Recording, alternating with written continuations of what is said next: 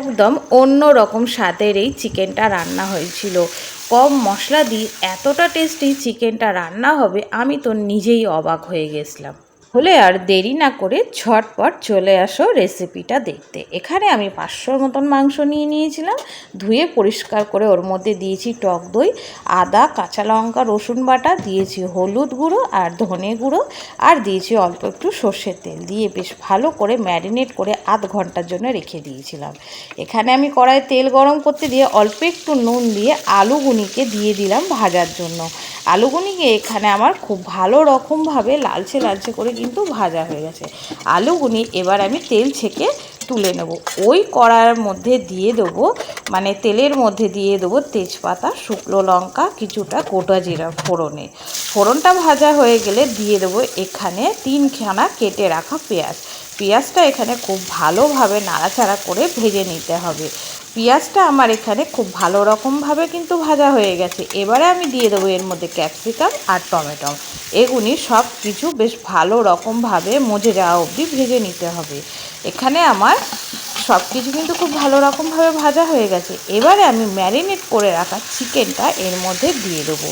দিয়ে খুব ভালো রকমভাবে কষিয়ে নিতে হবে যতক্ষণ না চিকেন থেকে তেল ছাড়ছে।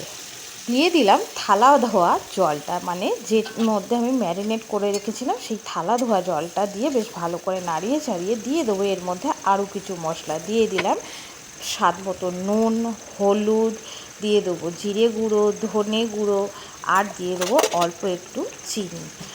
চিনিটা দিয়েছি যেহেতু টক দই দিয়ে ম্যারিনেট করা আছে, চিনিটা টকটা ব্যালেন্স করে। এখানে আমি চিকেনটা ঢাকা দিয়ে দিয়ে খুব ভালো রকমভাবে কষিয়ে নিয়েছি।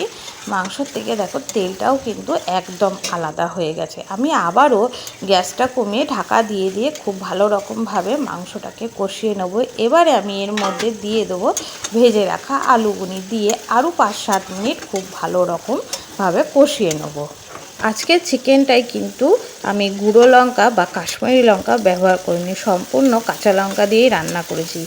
যার জন্য আজকে এই মাংসটা রান্না করছি সে একদমই গুঁড়ো লঙ্কা খায় না।